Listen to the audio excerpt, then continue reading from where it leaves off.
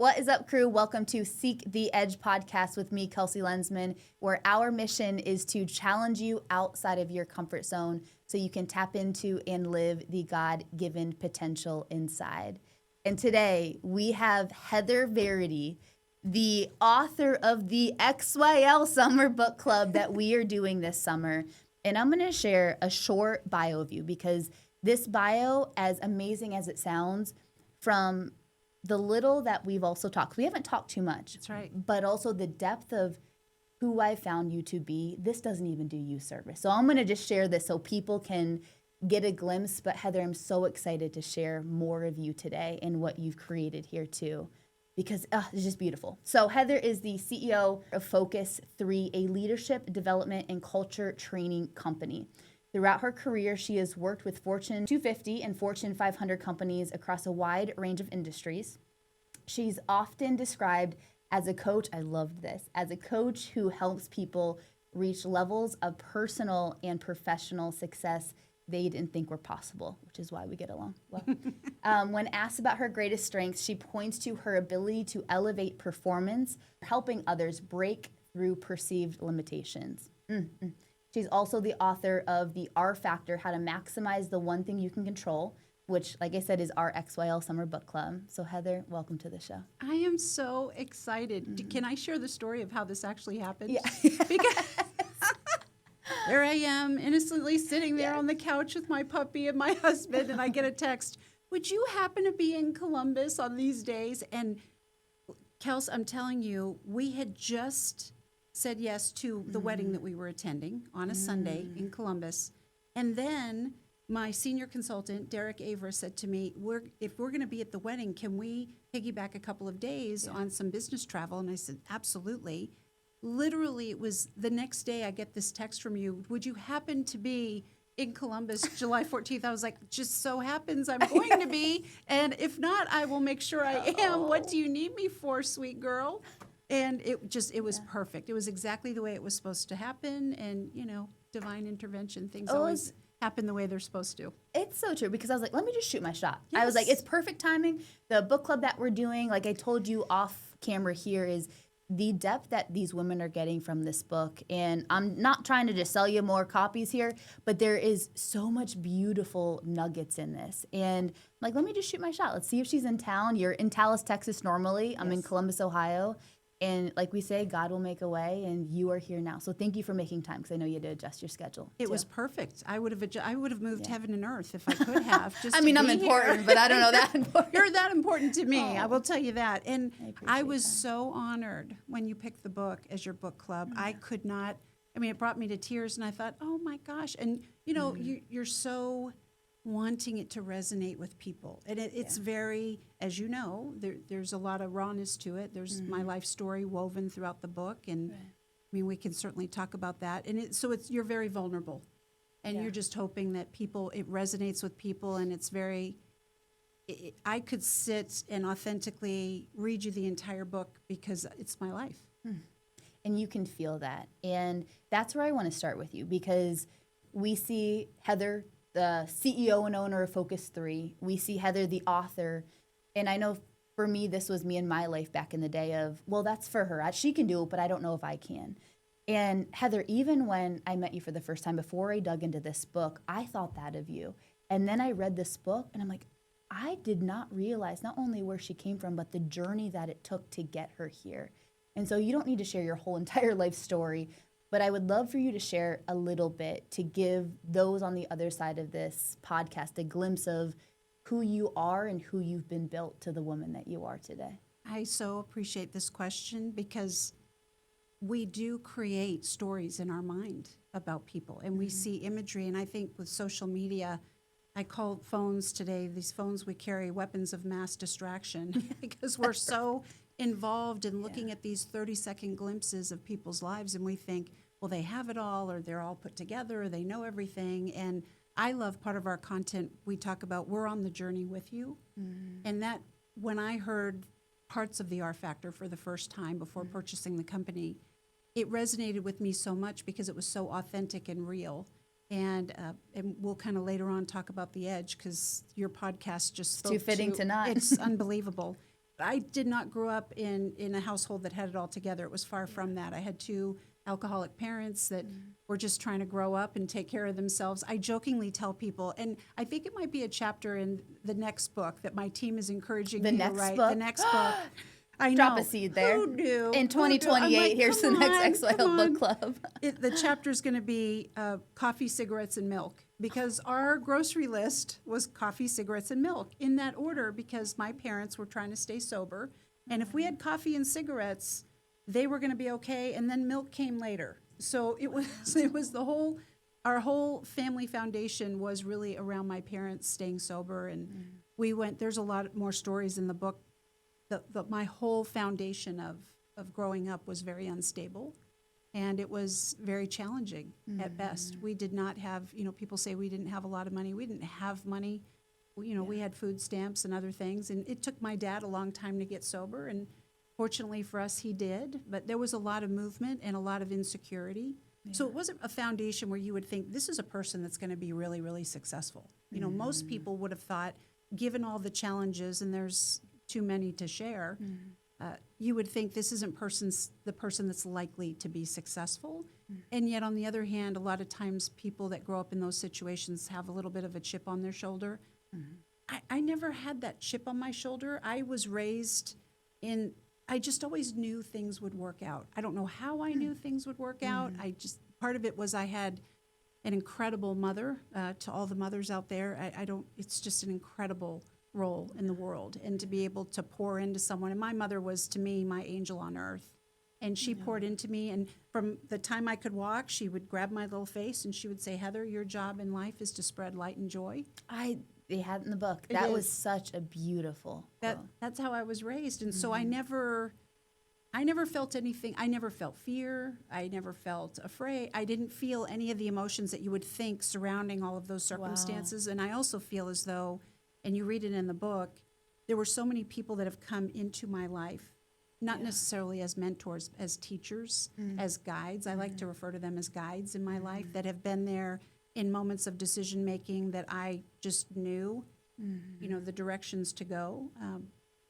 A lot of uncertainty, but it all turned out the way it was supposed to, and it continues to. And I have met some of the most incredible people, and it's such a value as you're going through this life path. What can you learn from other people? And I have just been a really great observer of people and what to do and what not to do, and have tried to make the right moves in life, but it's all been a learning lesson. Amen. From day one. It's the journey of it. It is.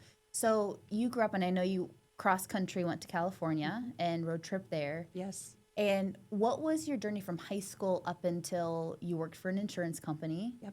Can you share with me that time frame for you before you bought, obviously, Focus 3? Because there's, like, you talk about the learning grounds and the training ground for it. I would love to hear about that. Oh, goodness. Well, first off, I had a very abbreviated stint in high school. I actually took my GED. I left home early. I am not, I consider myself I'm a strong learner. Yeah. I am a voracious learner. I did not have the opportunity to continue with college. So for anybody that felt like you can't be successful without going to school and getting a degree, I'm here to say that doesn't always have to be everybody's path. I didn't have the opportunity. You read about it in the book, my spleen burst when I was 17. I almost literally was on the gurney, almost died, 158 staples and stitches, and stayed in the ICU for 3 months and was released. But just having gone through that, I graduated from high school, and I started going to classes a little bit, but then my mom got very sick. I took care of my mom and was there for my family when I needed to be, and I've worked since I was 10 years old. You hear about that in the book. Yeah. From my very first beginnings of dumpster diving and other sorts. Yeah. But I just, all along the way, I kept educating myself. And I really have always had a great knack for being in the right place, asking the right questions, and raising my hand. I share with women all the time, just get in the conversation, raise your hand, always say yes. You never know what it's going to lead to. When I was 40 years old, fast forward, here I am, I'm going through life. had a first marriage. As my mother would say, sometimes you have to kiss a few frogs. The first frog was not Your mother. Sounds like it. First frog was a true frog, but love him. He's on a different path, and that was good for both of us. And then, I always say I met my love of 10,000 lifetimes, my big John, and we have been married it'll be 18 years this next month. Oh, congratulations. But I wasn't the type of person that said, I'm going to grow up and I'm going to do this. Yeah. I've just always said yes to whatever was in front of me. Part of saying yes was not only am I going to say yes, but I'm going to be the best at it. I'm going to do everything I can to learn the skill, learn the trade, learn what to do, and doggedly work at being the best. And that was always my barometer was, what's the scoreboard? Who's at the top? Not to take them down, but to look at what are they doing and how can I do it better? Yeah. Because my mother raised me. Again, my mother said, if you can't be happy in the success of others, you'll never have it for yourself. Gosh, the wisdom. She was. And so I have always felt that way. I've always cheered people on. That's why I feel like my greatest skill is drawing out and inspiring people to do things they've never done, because I was able to do that. And my mother poured into me and other people. So that's always just been at the top of my heart. I love to champion people. I love to see them do better. I love when the cards are stacked against you that sometimes it's just that one person that looks at you and says, Kels, you got this. And that's all it takes in those moments of uncertainty. Where do I go? What do I do? And one person says, I believe in you. That's all it takes. And that's all it's ever taken for me. So as I went along this path, at 40 years old, a friend asked me if they could introduce me to someone in insurance. And I'll never forget my friend Sam. You didn't do that in your 30s then. Zero. No. Wow. Oh my God. When I was in when I came out of my parceled little bit of college, I went to work for Estee Lauder. I worked in the makeup industry for almost, several years. I got recruited away to work on the project for Michael Jordan, the basketball player. So I worked for MJ for 3.5 years. And it was amazing. I was 27. Wow. It was absolutely incredible. But I've been a self-employed person my whole life. I've always been contracted. I've never had, no, that's not true. I have had 2 jobs in my life. One of them, I was Yosemite Sam at Six Flags, riding around on roller skates. We need 5 hours for this podcast. I don't think an hour is enough. My other one was I was Chuck E. Cheese, and I did that for 4 weeks, and then all the kids kept pulling my tail, and I finally took my tail and hit a kid and said, "Don't hit Chucky. Stop kicking Chucky."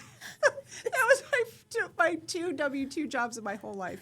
And those came to an end. Exactly. And I just, and my parents always encouraged me to be self-employed because, I think they knew instinctively, especially my mother, that I wasn't, if somebody came to me and said, you have an hour for lunch, I was been like, what are you talking about? I don't even eat that fast. So long story short, I meet my husband and we get into this relationship that's absolutely wonderful. I inherit my son, John Ryan, who was 15 at the time. He's 30. He'll be 39 this year, which is pretty amazing.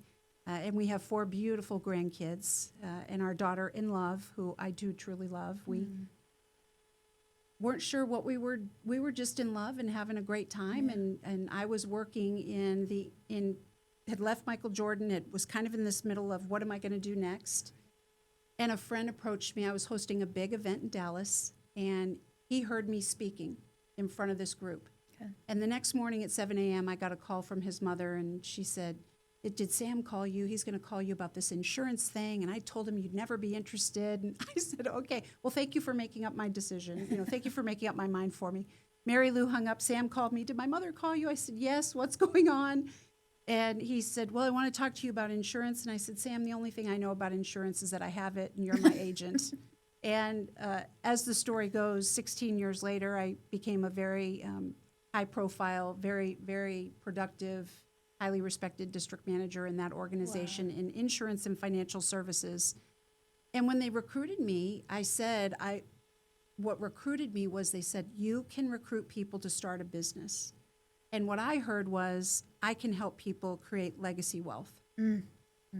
And anything I've ever done is always to help people, to help them and their kids and the next generation, because I would have loved for my parents to have been offered an opportunity like that. And because I never had those opportunities at a young age, it's always been really important for me. My team will tell you, I talk to them about success like a chair, 4 pillars, spiritual, mental, physical, and financial. And that you have to have all 4 of those to really have a full life. And it's not all about all the money. It's if you don't have my husband says it best, if you don't have your health is true wealth, and you know this. Right.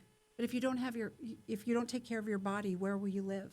Exactly. So having that spiritual foundation, a mental strength, and a toughness, which I know you talked about, which is so important, and for women, for all people, but particularly for women, and to be strong, and to be mentally strong, and to be financially stable. When you have all of that, you have a foundation for a really successful, joyful life.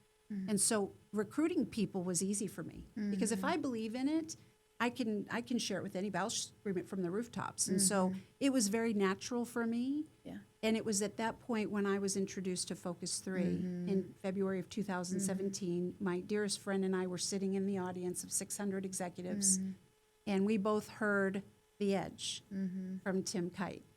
And I remember somebody saying, we're going to provide you an entire seat, but you're only going to need the edge. You're going to be so excited.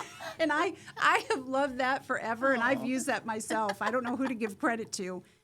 But I heard Tim in that moment talk about the edge, and it spoke to my heart in a way that I hadn't heard content speak to me that way. And it put language to everything I had believed and lived my whole life. And he said there's this line in life, and on this side of the line you're here, but this is where you want to be. And the gap between that edge, life is calling you to those edges to get better. It's calling you to get better, to something bigger. And that's where I've always shined.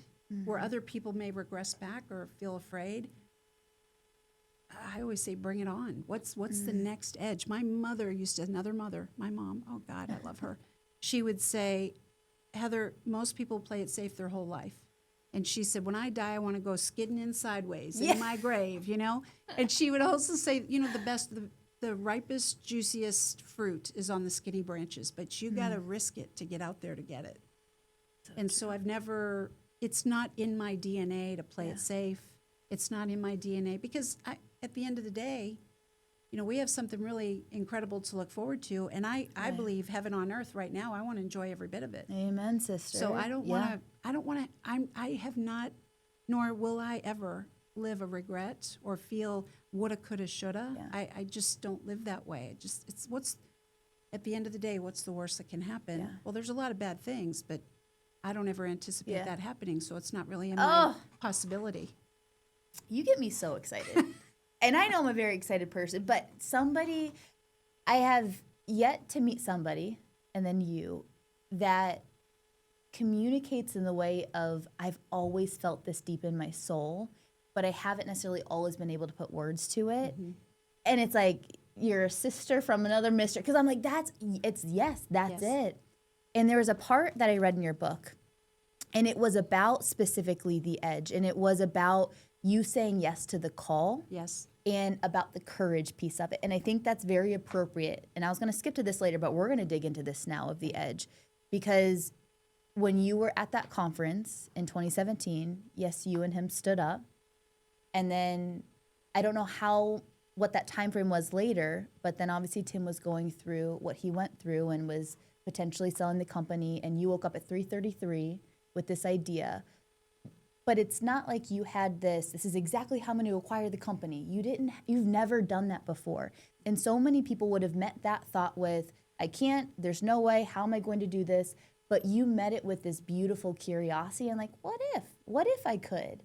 So share with me what was going on in your mind that day, but then also for that person that has that what if, what are some things they can do to actually entertain that versus completely shut it down? It's such a great question. It is. I shared this with Derek and Tanya. We were at that dinner the night before. And it's saying yes. Most people, people will say, well, it's the glass half empty, the glass half full. I've had several moments like that in my life where I have used the term, I've been obedient to the call. And my mother always said, Heather, it's like angels speaking to you.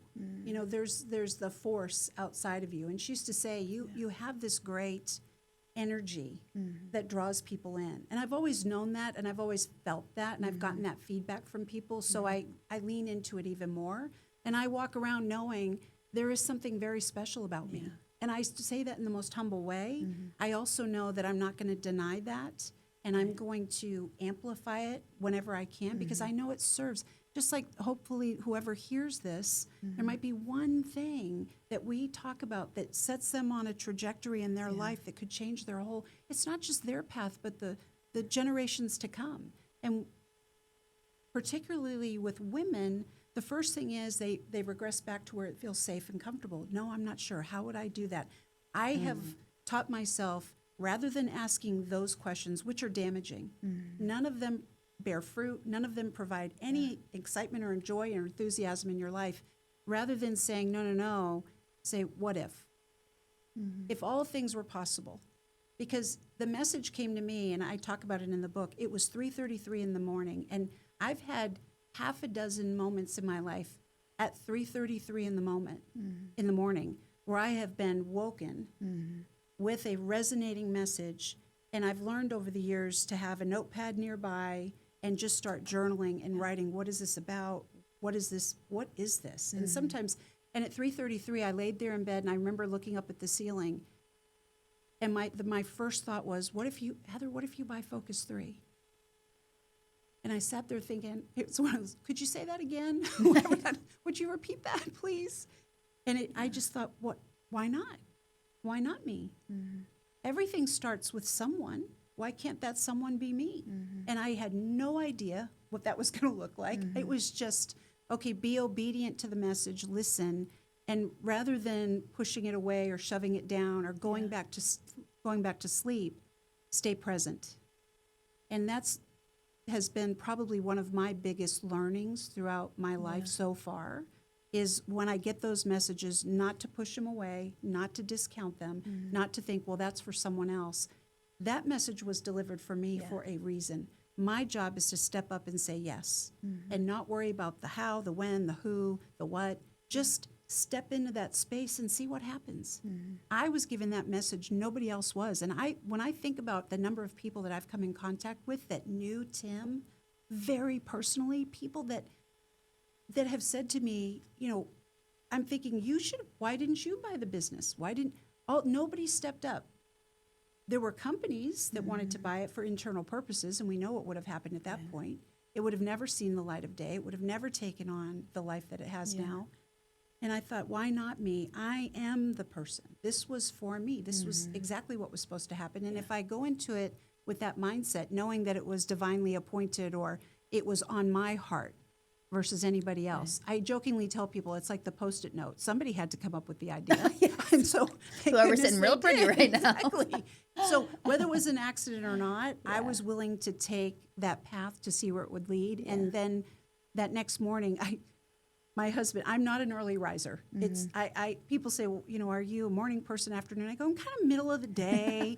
I don't know. Just, but I am up early. I get this message. I'm laying in bed thinking, okay. And I immediately, after about 20 minutes of thinking, fell asleep thinking, remember this. Remember this. I had wrote it down. My husband, I get up at probably 2 hours later. I am up, getting ready. I say the laser light show. I was going, this doesn't come together on its own. I'm sitting there with my coffee, doing my makeup, and my husband wakes up at 7:00, and he wakes up and looks at me, and I go, what would you think if I buy Focus 3? And he goes, can I get a cup of coffee? Like, what has come over you? He's like, and you have to know my husband is this very pan face expression. He's going, what on earth is happening here? What has happened to you? And why are you up so early? You're never up this early. And so I just go into this whole dissertation, like I'm presenting to him all the reasons why I should do this. And it was his voice, and I'm telling you, I wrote it down. And he goes, I know about the voice. You've heard this before. It's not the first rodeo. So then I can't wait. We're going to the airport, and Derek and Tanya are headed to the airport. And we were in separate vehicles, got to the airport, met at the lounge. and I can hardly wait. I don't think my husband anticipated that I was going to ask in that moment and just blurt it out over Danishes. Everybody's talking, and I'm trying to hold it in, and finally I go, "Hey, what do you think if I bought Focus 3? If we," my husband, like, "if we, come here," like, "if we bought Focus 3," and Derek almost falls off the stool, and he says, "Heather, on a scale of the worst things that can happen and the best things, this would be off the charts." And I said, "Oh, I'm so glad you said that. Okay. Can you get me an introduction?" Because I'm thinking he's in the company. Yeah. He knows me as well as anybody. If he didn't think it was a good idea, I don't know that it would have deterred me. I would have been surprised if he would have said that. Yeah. But if he had said otherwise, I probably would have been, "Oh yeah, you watch me." You know, that Oh kind my of thing. gosh, yes. But he was he was such an advocate and such a cheerleader of mine, and he thought, this is amazing. And we had always talked about, wouldn't it be great if we could work together? And we always had all these ideas. And so that led to me having a Zoom call with Tim that was supposed to last maybe 30 minutes. And I don't know, it was 2 hours later when he said, "You know, we really should meet." And when I met him, my sales pitch, if you will, we had spent 3.5 days together. My husband and I flew out to the Carolinas. We sat with Tim and went to dinner with Brenda, his wife, and spent 3 days together. And on the last day, we were sitting in this beautiful hotel. It's called the Montage. It's part of in Palmetto Bluff. It's just picturesque. And we're sitting in this old world library, and we're both sitting in these big leatherback chairs. Yeah. And I'm listening to Tim, and he's talking, and there was a moment where we were staring at each other. And I said, "You have a lot of offers on the table, and they could write you a check for 8 figures today. I can't do that. I can't do anything close to that. Right. But here's what you also know. You know as well as I do that if any of those companies were to buy this, it will become an internal document, and it will never see the light of day, nor will your legacy continue.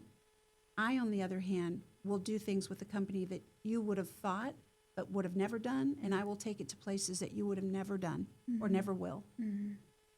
It'll take me a little bit to pay you out, but if you're willing to work with me," and he said, "Heather, you're the one." And it gives me Goosebumps. chills to this I day. have goosebumps even And thinking he just about looked it. at me and just tears. And we both sat there, and we probably cried for 10 minutes. And he said, "I am so relieved." He said, "I prayed and prayed and prayed. Oh my. And I didn't know what form it was going to come in, who it would be." And he said, "And I think it's amazing that I had heard your name, and it had kind of floated through the ether for a while. And, you know, Derek had brought you up to me." And he kept thinking, how is this woman working for this company going to afford to buy my company? Right. And he didn't realize that, you know, I'm pretty smart. I save. I'm Hey, like one a of the squirrel. chairs was financial. I put my nuts away for the Yes, winter. yes. So it worked out to be really, really, it was a wonderful deal for Tim and his family beautiful. and Brenda and for the team, because my other thought was, Wow. in that moment, what's going to happen to this team? What's going to happen to my friend? Right. He's found what he loves to do. This was made for him. And to see someone that you love so much get so excited every day. And he just talked about it like it was his whole life's ambition. This was what he had worked for his whole life. And part of that, I've said, purchasing Focus 3, it's never been easy. The last 2.5 years, there have been many challenges. Which I'll write a book about someday. It's the third book. That's the third book. But part of that is it's the most unselfish thing I've ever done. I never once thought about we're going to get rich. I never once thought about what was in it for us, for my husband and I, for our family. Which really, you know, self-interest is a real thing. You have to think about how you're going to provide for your family. And for whatever reason, the thought, and even today, the thought never crosses my mind. It's, well, how big can this get? How many people can this reach? How are we going to impact humanity? It has to get out. And if I'm the vehicle and the vessel to push it and to get it out and to be the biggest advocate on the highest mountain, then all those other things will take care of itself. You know? But it was what's going to happen to this team? What's going to happen to these good people that love and live this content so deeply, particularly my friend?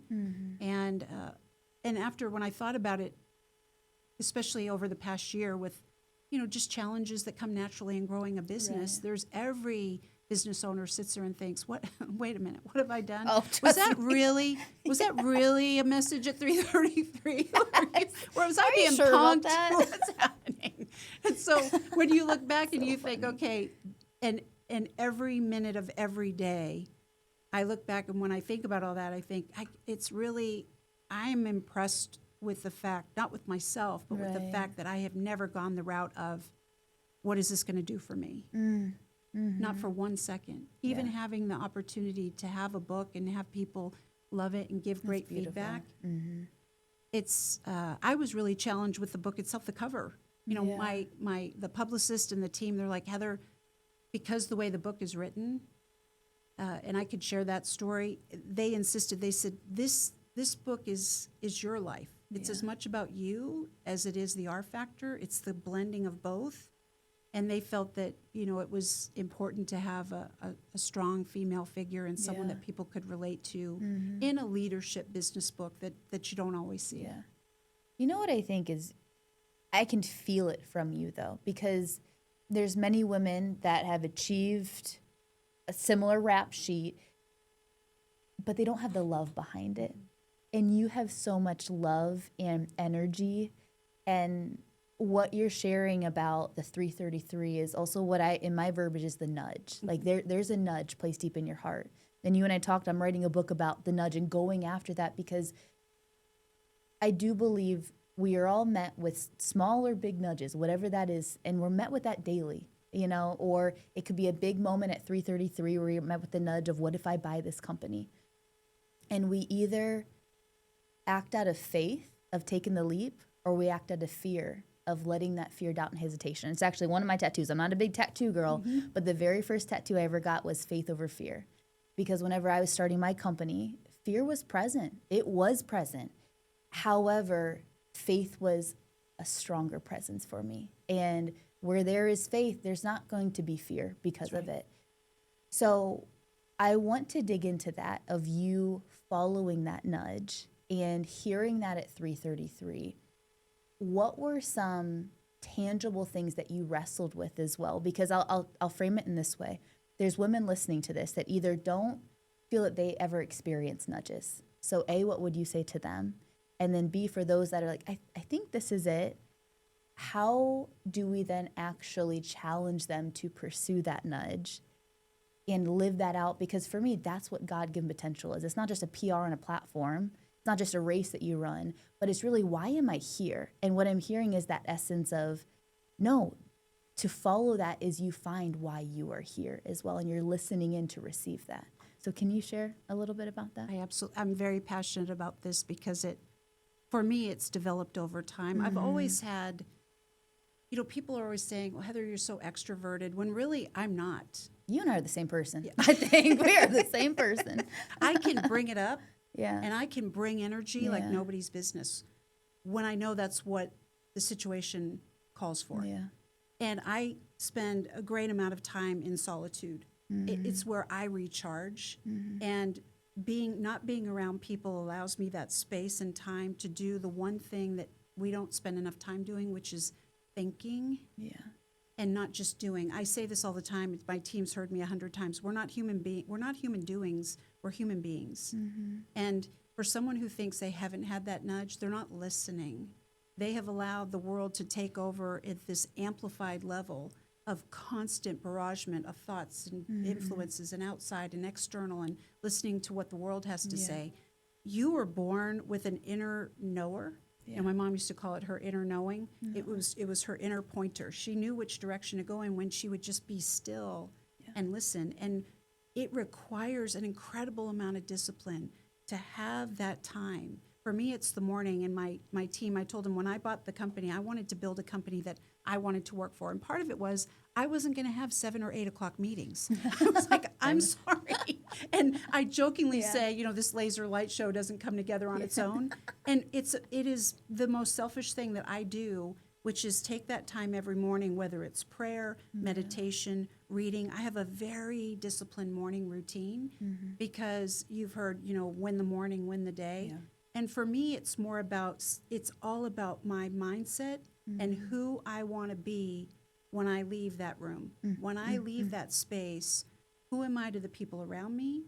And I say this out loud to myself now, remember who you are. And it's not about remember who you are as owner and CEO of Focus 3. Right.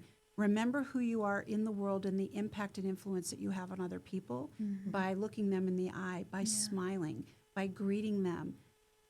It is amazing how when we just get outside ourselves enough, those messages come. When I always say, when you're just a yes, I'm just going to be an open vessel to whatever's coming to me, and I'm going to try to accept as much of the positive as I can and ignore the negative. Yeah.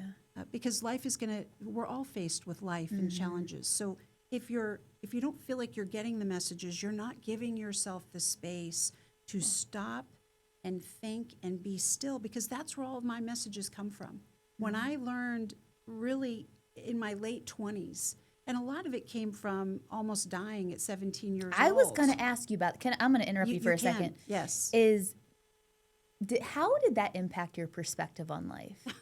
Because I just feel I've also had a few skirts with death, and it 100% changed my perspective. So what was that for you? It is, first off, it really was an out-of-body experience. Yeah. I literally could see myself on the operating table and saw my mother crying and saw this whole scene. It was, everybody has different experience. I don't know what it was. I just know that I experienced an out-of-body experience. I saw myself, and I felt the rush of waking up. It gives me chills today. And I feel like that was part of my process for whether it's God, the universe, your higher power saying to you, wake up. Something has to change. And so for me, it was this moment of the only way I could express it is this just incredible amount of joy for what I had to look forward to. Yeah. Not feeling like there weren't going to be challenges, but knowing that I was here for a reason. And I know everybody's searching for what's my purpose, what's my reason.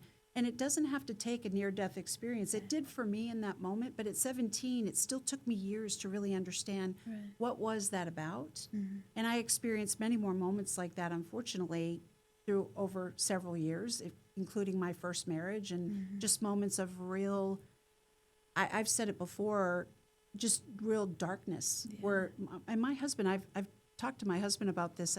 We talked about somebody had committed suicide. Yeah.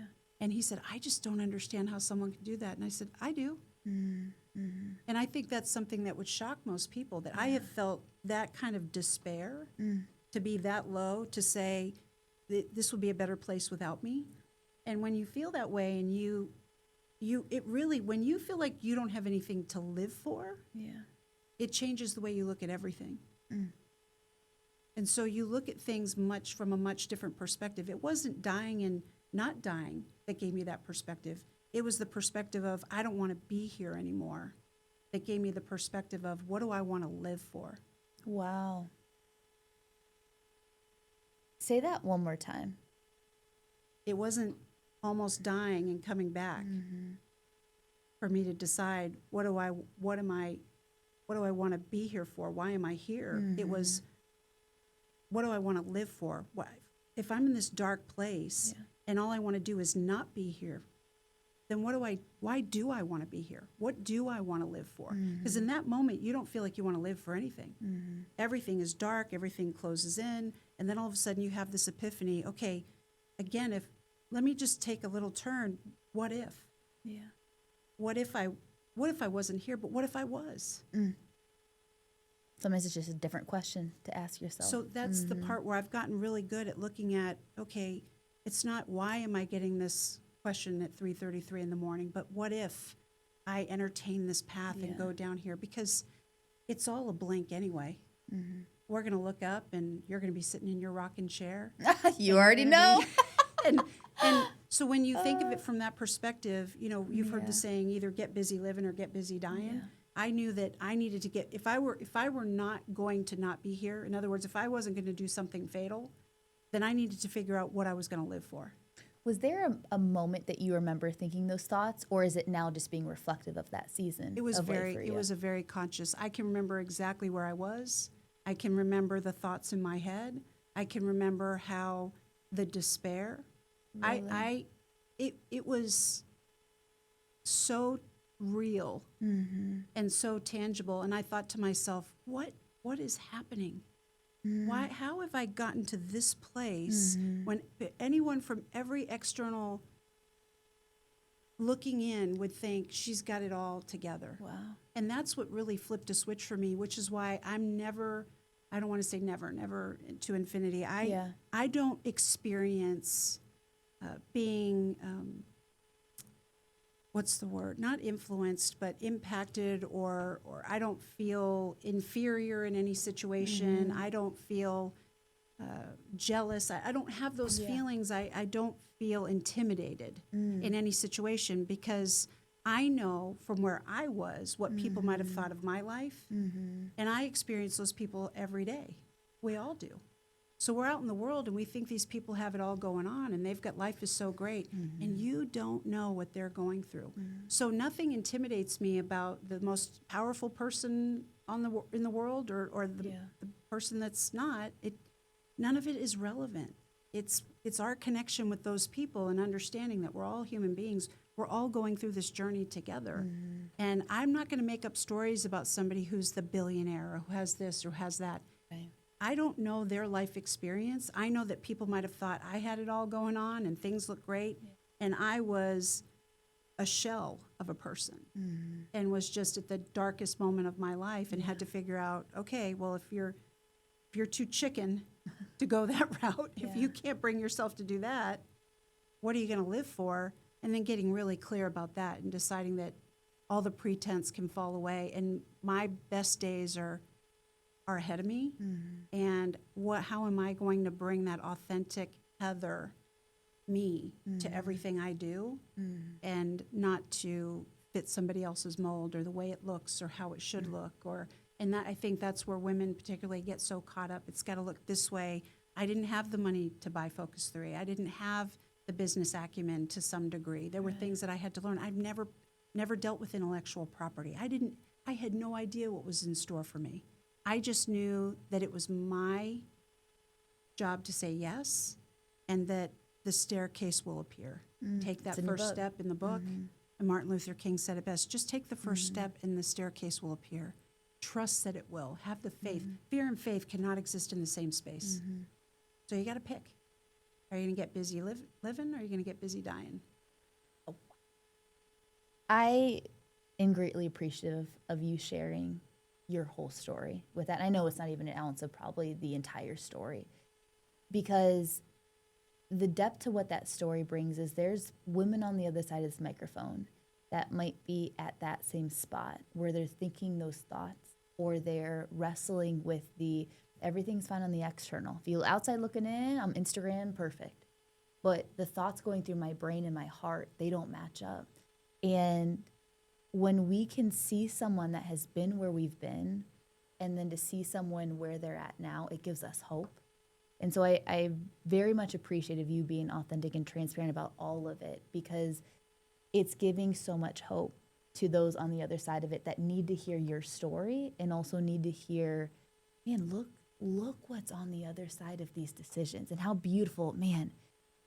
Thank God that he made the decision and allowed you to make the decision that you did that day, because look at what the fruit is now, and look at the impact you're having. And so not that I want to bring you to that time, but what was the next step? So you had those thoughts, we wrestled, am I going to get busy dying, or am I actually going to start living?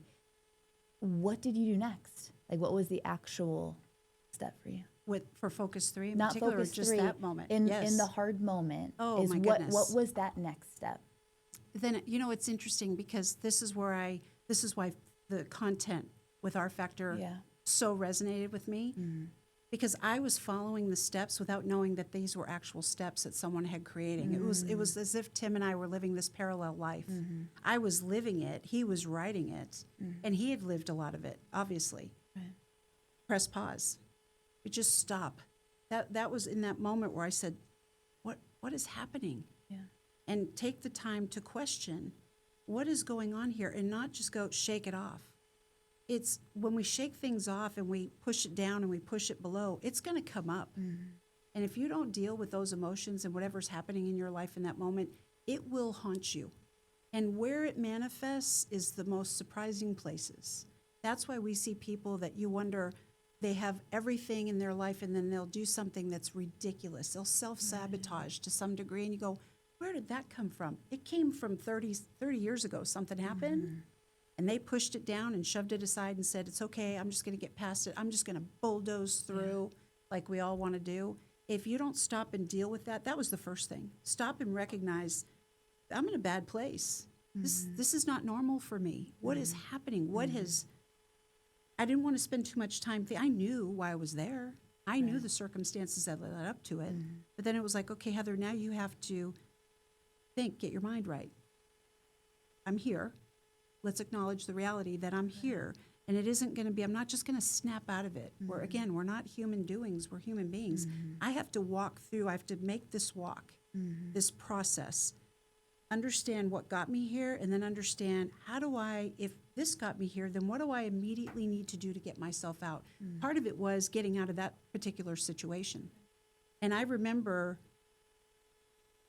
at the time, my husband came in and he said something that just, you've heard snapped. Yeah. I thought, wow, something became very clear. It was that moment of clarity where I thought, okay, here's the first thing I need to do. I don't need to be here. Yeah. I need to get away from this toxic situation. Yeah. And literally within 4 days, I was out of that house. I was somewhere else because I need to physically remove myself from the toxicity that's here because being here has brought me to the lowest point in my life. Well, how do you get out of the lowest point of your life if being here has gotten you there? Get out of there. Yeah. Get out. That's a great 1 + 1 = 2. That's Get great. out of there. So 4 days later, I had an apartment and hardly anything in it, but I had an apartment and I was out of that toxic situation. Yeah. And the next thing was feed your mind with the good stuff. Heather, you know who you are in the world. You know how you've been raised. You had a strong mother. You had a great foundation. Get back into that. Do the things that you know. Feed your soul.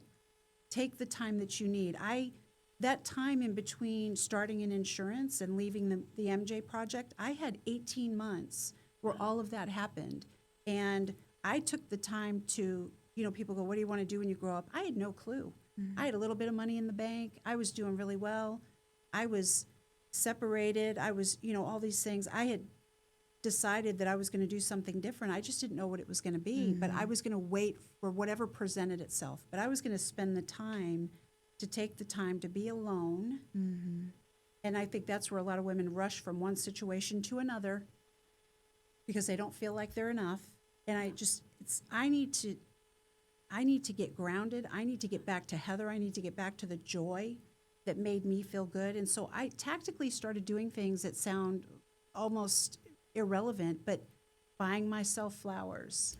Oh my gosh, I did this after I ended an engagement. There you go. That's crazy. Oh my gosh.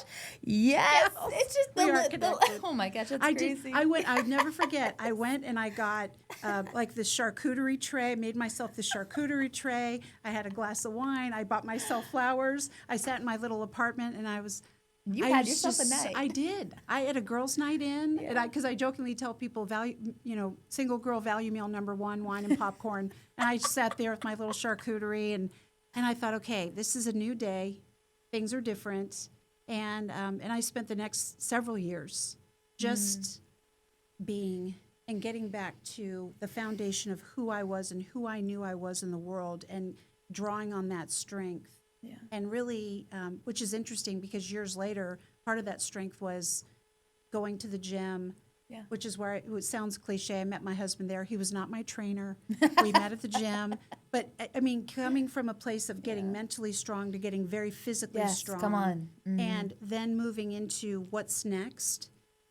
And I was in such a different place, and I was in such a a position of power, which is so, when you're a woman that feels mentally, spiritually, and physically strong, Yes. there is something that nothing, you're unstoppable. I mean, you wake up in the morning and you feel like I've already got the edge on people. I've got you.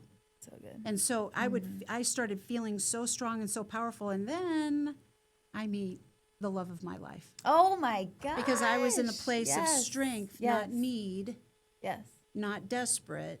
I was in a place of, hey, I'm inviting you into my space. It's so good, Heather. So Oh my gosh. so then we were both in a really great place. We had both been, my husband had been previously married very young, like I was, and we were both separated and divorced for, almost a decade. And then we meet each other, and it was as though life began. Wow. And we were both in a place where we could come together in this partnership that, just, I say is my love of 10,000 lifetimes. Oh my It's gosh. just, it's the way we resonate, the way we think, the way, it was just, I heard it for years. I'd never experienced it. And that was one of the things I thought, there's always this, everybody has a person. I thought, who's my person? Yeah. Like, who is it? Am I ever, maybe I'm just going to be my person. That's how I felt. With my flowers and my And my mom always said, she said, Heather, you've got to love yourself first in order to invite somebody else into that love. You just have to be, okay with you. You have to, if you don't love your company, who else will? And so I spent many years just traveling, loving life, doing whatever came before me. And every day I just said, I don't know what today's going to hold, but it's going to be fantastic. And magic and miracles surround me. And every day that was every morning I woke up, magic and miracles surround me. And I would just say, God, just, put the people and the obstacle, put the people, the opportunities, put those things in my path and make them abundantly clear. Come on. Mm-hmm. And I think that's the part that people miss. It's, when you're talking about how do you get out of that, it's one thing, when I hear people and they pray or they meditate and I'm doing my affirmations and I'm writing all this and I'm thinking, but are you asking for it to be really clear? I just jokingly say, listen, I'm not the brightest pencil in the box, but I can follow directions. You just make the message clear. Yeah. If you got to hit me over the head, when my spleen burst, that was, you're not going to listen? You're not going to slow down? Well, I'm going to make you slow down. And so those things, I have always been clear that I don't have the answers, but somebody does. Beautiful. And if I ask for them and I intently listen and I follow that guidance, everything always works out. Wow. Wow. There's two things that I want to pull together is the depth of what the R factor is now, knowing more to your story than even reading what I've read here. It gives the R factor. It makes sense. Everything makes sense on why A, you wrote the book, B, why you were chosen to purchase the company, not by Tim, yes, by Tim as well, but by God hand selecting you of like, you're the person, which goes also into number two. And I want people to hear this is, it's not that you just woke up and had this easy fairy tale, rainbows and sunshine, you're on your red carpet life. And how much beauty in the lessons that now you share. Like, I'm just sitting here and I'm like, I am just so grateful to be on the other side of you, just receiving from what you were sharing with me. And I say thank you to that because the hardship that you went through, I imagine was incredibly hard. But now the wisdom that you're sharing with so many, not just women, but people around you, it's something that you don't receive from somebody that just thought of a quote and is putting out there. We receive it from somebody that has truly lived it, and you can feel that difference. So thank you for that. And it makes so much sense to the R factor. And before, share just briefly what the R factor is, because I know we're talking about it. Yes. And I know many people are reading the book alongside of me, but I do want you to go into that just briefly to give context for people. Oh, I would love to, because the R factor comes from a very simple formula that we share all the time, and you may have heard this, and I know you have from the book, E plus R equals O. Yeah. We're faced with events in life, how we choose to respond or react. Yeah.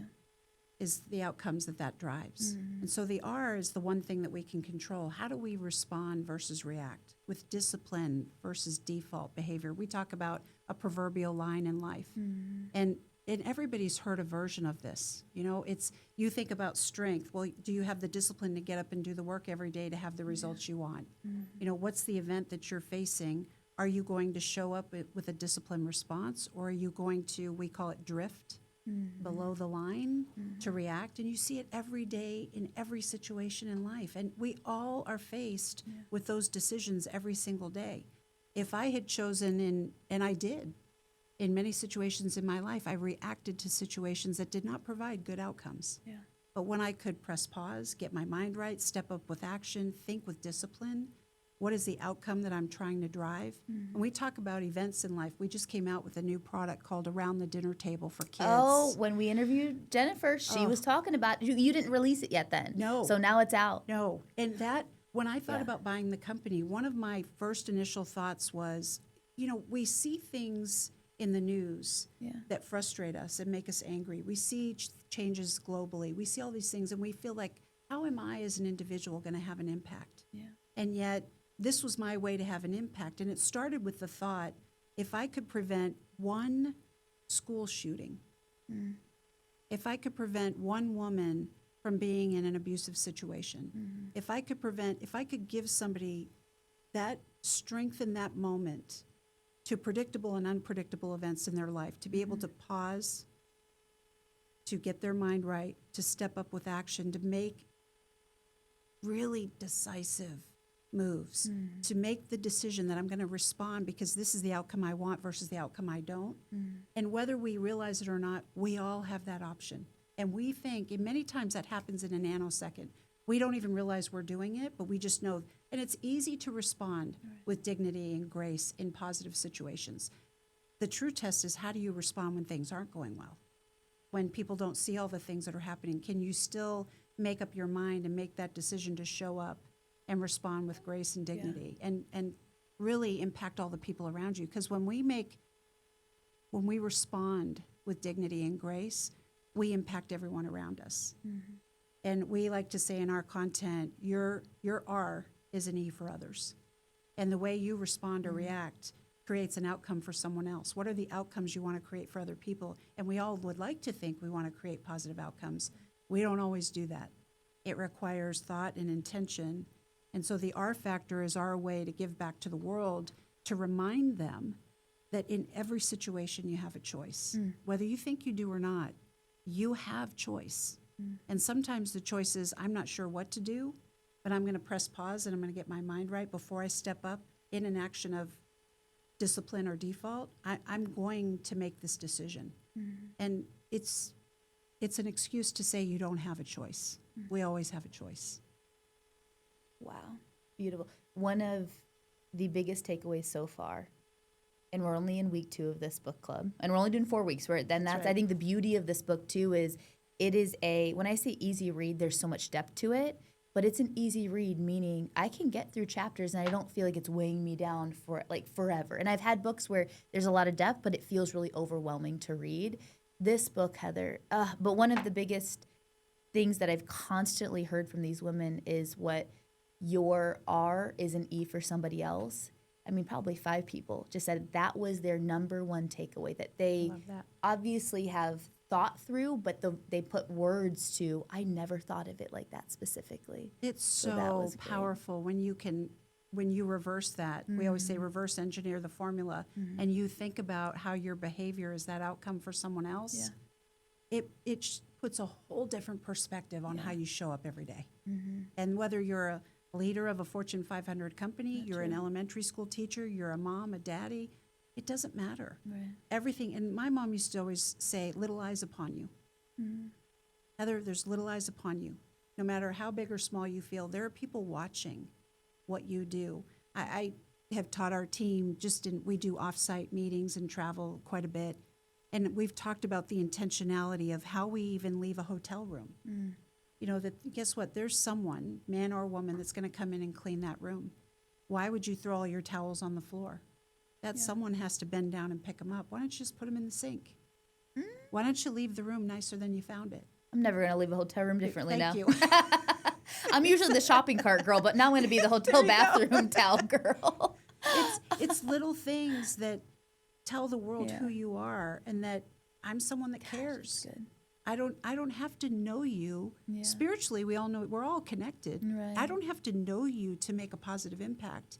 I think about in my being young, and you read about it in the book when I was trying to help my family and was cleaning Yes. someone's house, and she was one of the people that's probably has been the least kind to me in my whole Yeah. life, and the impact of that. And I thought, again, it's those moments that if I hadn't experienced that, I probably would not 40 years later, 45 years later, have that conversation with my team to say, I know what it feels like to pick up someone's dirty underwear. Yeah. I know what it feels like to clean someone's commode. And if I'm going to pave the way for the person that comes into my room, I'm going to treat them with dignity and respect, whether I ever meet them or not, to know that, hey, what you do is important. And I remember I left a tip on a bed one day. And if I'm traveling, I don't usually have room service or housekeeping throughout my stay. I just keep my room clean. It's easy. But I had, for some reason, I needed some towels or something. So I had them come in and I left a couple of dollars on the bed. And I said, thank you so much. And when I came back, there was a flower and a note on my bed that said, you made my day. And I thought, no, Oh, it makes you tear up. you made mine. Yeah. In that moment, I thought, this is the impact that just a small act of kindness and generosity, to not think about myself, but to think about the other person on the other end. That's just a small, almost seemingly insignificant way to show people that they are valued and important. Yeah.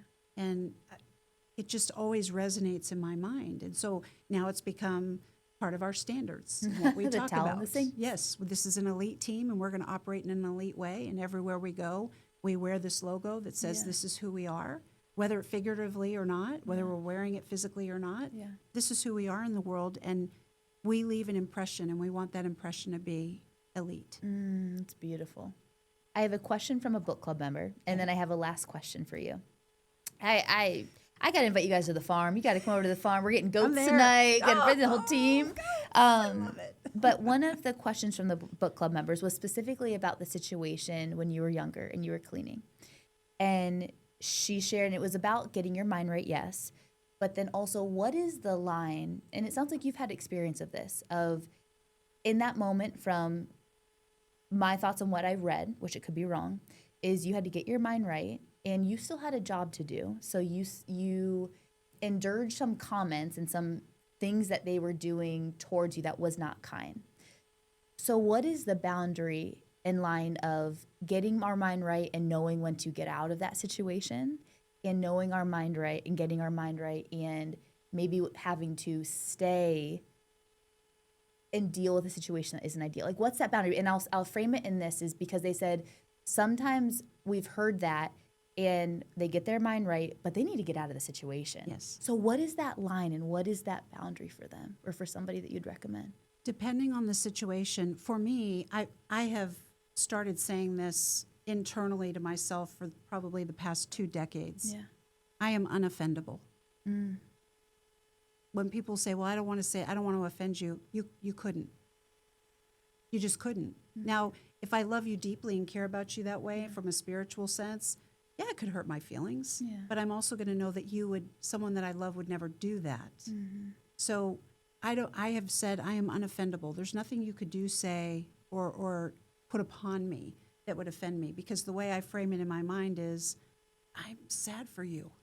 And I'm sad for you. I'm sad that this is the way you feel like you have to treat other people to make yourself feel better. It's an inferiority, it's ego, whatever it is, but I am unoffendable. In a situation where I would draw the line is if it were physically abusive, where it were, I left a marriage because it was abusive. And those are lines that that's where you have to say in those dark moments, this is not good for me. And if in that situation with that family cleaning that house, if they had been physically abusive or had done something, they had verbally yelled at me, or everything they were doing was very passive aggressive, it's unkind. very unkind. And at 10 years old, you know it's unkind because it doesn't feel good. You Right. can't put words to it. You just know it doesn't feel good. And I also knew that I was there to serve a much bigger purpose. I had more love for my family and more concern for my family to do the job. And for whatever reason, whether it was divine appointment, whether it was just the thought that the way I was raised, I could hear my mother's voice, when you leave this house, you represent this family. And it doesn't matter how other people treat you. You show up, Heather Ann Richardson, this is the person you are, and you do the job, and you do it to the best of your ability. And you represent your family. And so there is a line. If it had been if it's a woman in an abusive situation, you have to physically remove. I physically removed myself. That's your step up, That is what is it the sounds step like. up. The step up is remove. The That's step it. up isn't stay and just get your mind right No. continuously. No. Be very clear. Stepping up requires action. And that's the word we associate with that. It's you have to create the action. You've got to step up, bring your, what do I have to do in this situation so that I get the outcome I want? The outcome for me in that situation was getting my $10 and getting home. Right. If it is, I've got to preserve my family, my health, my physical, my mental, whatever that is, step up with action to get out. Right. And you don't have to know what that looks like. For me, it was make the decision 4 days later, I'm in an apartment. And it was just get out of that situation. And really, Kels, when you think about it, in many situations that you're faced with, I can remember being in a meeting once. I was the only woman in the room, and people were saying things that were very unkind, would have been very unkind to a woman. I thought, you all are married and most of you have daughters. If any of them walked in the room, you'd be embarrassed by your behavior. Right. And I physically, in the middle of the meeting, excused myself and left. Because I said, I have a choice here. Yes. So I can respond by just saying, this is not for me. You're not my people. I'm going to get up and I'm going to physically remove myself so I can get into a spiritual place and a space where I can get my mind right and step up with the action that I need to continue down this path to do my job, to provide for my family. And I'm not going to react in the room by creating a scene, which really is really probably what most women would have done. But I just thought, you know what, I'm not offendable. There's nothing you could say to hurt me. I'm just going to remove myself from this situation. And that creates an entirely different outcome versus the rather. I'm excited to share your response with her, because that's going to hit home in a deep way. So Good. Thank you for that. Yes. So I want to share a last part of the book. I'm going to read a quote from you to you, and then I'm going to. This is a first. Right? And then the question I want us to end with is, if you could impart a lesson to your 17-year-old self that you've learned through the years of your journey, what would that be? But I want to read this first, okay? You said, that's how you step up. You convert impulse into action. You don't get swept away by fear or paralyzed by uncertainty. When things are overwhelming, and they will be, you focus on just one disciplined action at a time. Even when the outcome seems 1,000 miles away, you take the step. That's what turns dreams into a reality. I love that. Thank you. I loved it when I wrote it. It was actually in the email. I do a weekly email, and I wrote about you in the email because it impacted me that much that I thought that was beautiful. Thank you. So with that, what would be the lesson that you would share? I wish at 17 I would have said the things I said to myself at 40. Today's going to present magic and mystery. Be excited and be open. Every day. When you wake up with that positive expectancy, there are things that are going to challenge you every day. I'm challenged every day. And I just say to myself, I know what's on the other end of this has got to be amazing. Otherwise, I would not be facing these challenges, which I refer to as opportunities for growth. And there's nothing that we're ever dealt that we cannot handle. And I often think about, I consider myself a very spiritual person. Yeah. And through my life, I have always remembered my mother saying to me, just breathing belief into me. And if you could breathe belief into yourself enough and find that person that does that for you, and there's not always that person. And I said it in the book, sometimes we need that one person. That one person can be ourselves.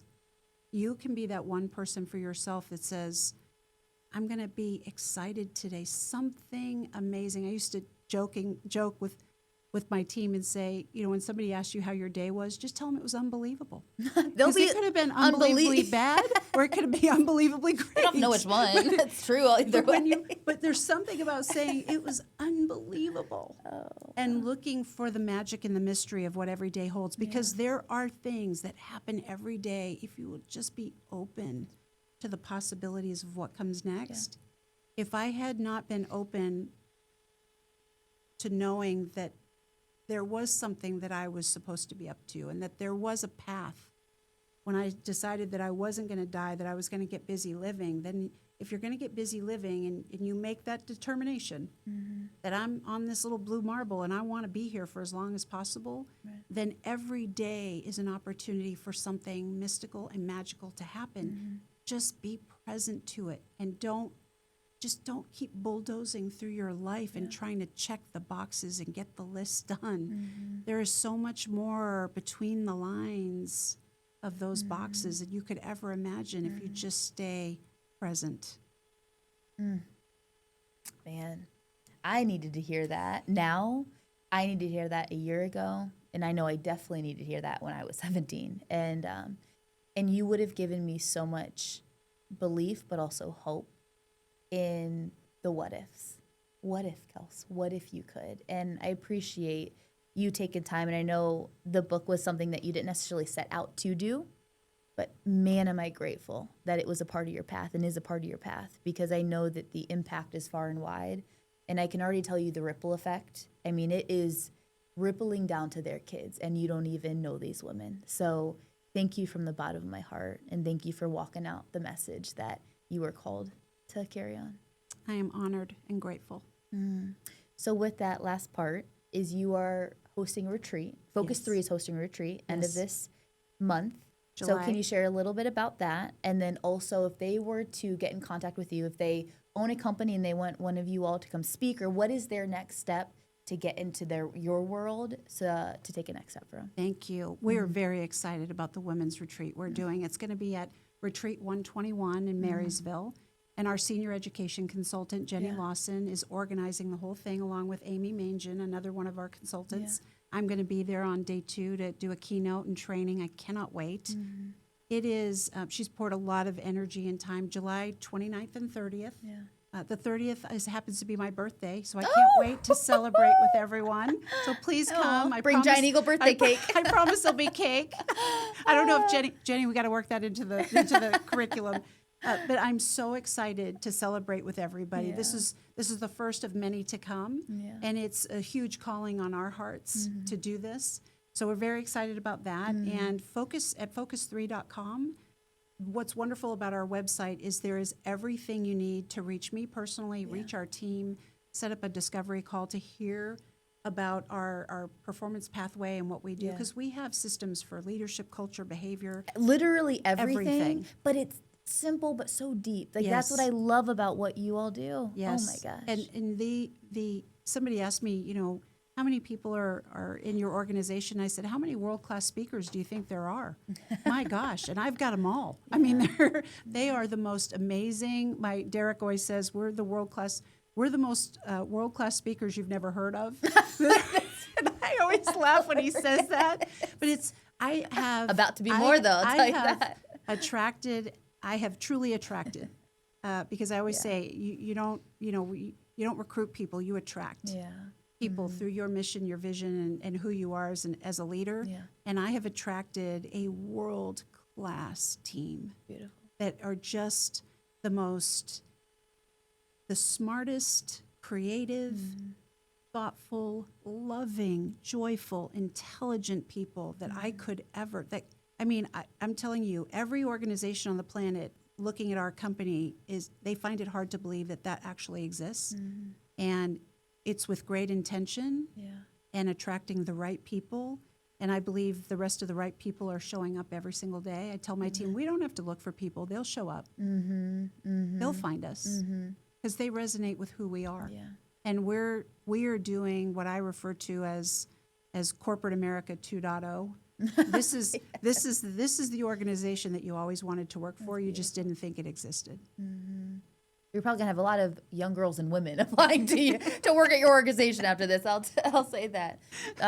Thank you. So, and we will put all this in the show notes, and we will send the direct women's retreat weekend as well to it. So all of that will be there. And for the ladies, we have our podcast on the website Yes, too. we'll put that Relentless in. and Real, which you were a guest on, and you were, oh my gosh, that's coming out in 2 weeks. I was excited to share it with our community. I am so excited about appreciate that. I mean, it's just, it's a privilege and an honor. You're a special young woman. Thank you. And anything I can ever do to support you goes without question. Thank you from the bottom of my heart. Oh. All right, everybody. I know you got nuggets from this podcast. I mean, I did. I'm just sitting back, just receiving from this. But I'm going to challenge you all. You know I'm a challenger of, okay, let's take a step. Let's step up. And with that is I want you to reach out to Heather, whether it's through the website, wherever that is specifically, whether it's at the retreat, is I want you to email her or message her, get on a call with her team, and tell her the one thing that hit home from this. Because when you're writing a book, when you're doing podcasts, we don't have that necessarily, oh, that's what hit home with somebody. It's sometimes that delay with it. And from somebody that creates and also is a speaker and podcaster, it's really helpful to understand what hits to your heart, but then also what is received on the other end of it. So I'm going to challenge you all to do that, because I know that there are so many pieces to this that is not just going to prompt you of, wow, that sounded good, but is going to prompt you to let me follow the nudge. And that's the beautiful part of it. So we love you all. Keep stepping out of your comfort zone, and we'll see you soon.